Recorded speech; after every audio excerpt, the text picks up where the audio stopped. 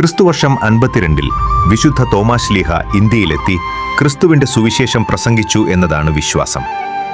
പിന്നീട് മലങ്കരയിലെ ക്രിസ്ത്യാനികൾ മാർഗനിർദ്ദേശമില്ലാതെ ദുരിതങ്ങൾ അനുഭവിച്ചപ്പോൾ ആ വിവരം വ്യാപാരിയായ ക്നായി തോമൻ വഴി ബാഗ്ദാദിലും ഉറാഹയിലുമെത്തി. തുടർന്ന് അന്ത്യോക്യ പാത്രിയർക്കീസ് മാർ ഒസ്താദേയോസ് ഇന്ത്യയിലേക്ക് ഒരു സംഘത്തെ അയക്കാൻ തീരുമാനിച്ചു. അങ്ങനെ ക്രിസ്തുവർഷം 345 മാർ യൂസഫിന്റെ നേതൃത്വത്തിൽ ക്നായി തോമനെയും ഉൾപ്പെടുത്തി 72 കുടുംബങ്ങളടങ്ങിയ ഏകദേശം 400 പേർ കൊടുങ്ങല്ലൂരിലെത്തി.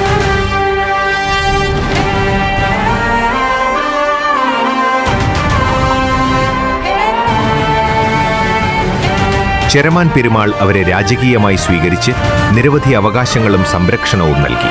രാജാവിന്റെ പിന്തുണയോടെ ക്നാനായ സമൂഹം കേരളത്തിൽ സമാധാനത്തോടെയും ഐക്യത്തോടെയും വളർന്നു. പിന്നീട് രാമമംഗലം ദേശത്ത് സ്വന്തമായി ഒരു ദേവാലയം വേണമെന്ന ആഗ്രഹം നാട്ടുകാരിൽ ശക്തമായി ഉയർന്നു. പള്ളി പണിയാൻ ആലക്കൽ പുരയിടം ലഭിച്ചെങ്കിലും അമ്പലത്തിനോടടുത്തതിനാൽ അനുമതി ലഭിക്കാത്ത സാഹചര്യമുണ്ടായി. അപ്പോൾ രാമമംഗലത്തെ ചില സ്ത്രീകൾ തിരുവിതാംകൂർ രാജ്യത്തിലെ ദിവാൻ ഭേഷ്കാരന്റെ പല്ലക്ക് തടഞ്ഞു നിർത്തി. പള്ളിയുടെ ആവശ്യകത ധൈര്യമായി അറിയിക്കുകയായിരുന്നു.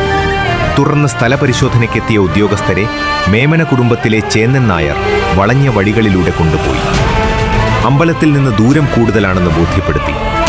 അതുവഴിയാണ് പള്ളി പണിയാനുള്ള അനുമതി ലഭിച്ചത്. അങ്ങനെ 1850 ഇടവഴിക്കൽ ഫിലിപ്പോസ് കത്തനാർ തറക്കല്ലിട്ടു.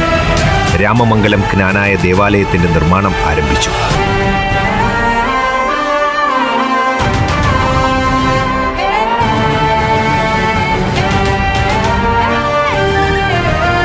പിന്നീട് പലപ്പോഴായി പല രീതിയിൽ വളർന്ന ദേവാലയം 1979 കിഴക്കിന്റെ വലിയ മെത്രാപ്പൊലീത്ത എബ്രഹാം മാർ ക്ലിമിസ് തിരുമേനി തറ കല്ലിട്ടു.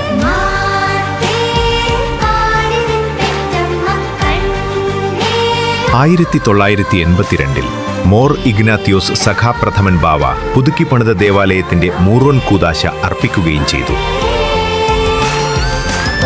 ഇന്ന് ക്നാനായ സമുദായത്തിലെ വലിയ പള്ളിയായി മാറിയ രാമമംഗലം ക്നാനായ ദേവാലയം രാമമംഗലം ദേശത്തെ തലയെടുപ്പുള്ള പുണ്യസ്ഥലമായി നിലനിൽക്കുകയും പ്രധാന പെരുന്നാളായ ഇടവമൊന്ന് പെരുന്നാൾ കാലാകാലങ്ങളായി ഒരു ദേശത്തിന്റെ ഉത്സവമായി നാനാജാതി മതസ്ഥർ ചേർന്ന് കൊണ്ടാടുകയും ചെയ്തു വരുന്നു. ഊർസ്ലേമിന്റെ ഒന്നാമത്തെ പ്രധാനാചാര്യനും പുണ്യവാനും സഹതായും നമ്മുടെ കാവൽ പിതാവുമായ മാർ യാക്കോബ് ശ്ലീഹായുടെ പെരുന്നാൾ ആഘോഷിക്കുന്ന ഈ ദേശത്തിന്റെ ഉത്സവമായ രാമമംഗലം സെന്റ് ജേക്കബ്സ് ക്നാനായ വലിയ പള്ളിയുടെ പെരുന്നാളിന് എന്റെ എല്ലാ ആശംസകളും നേർന്നുകൊള്ളട്ടെ.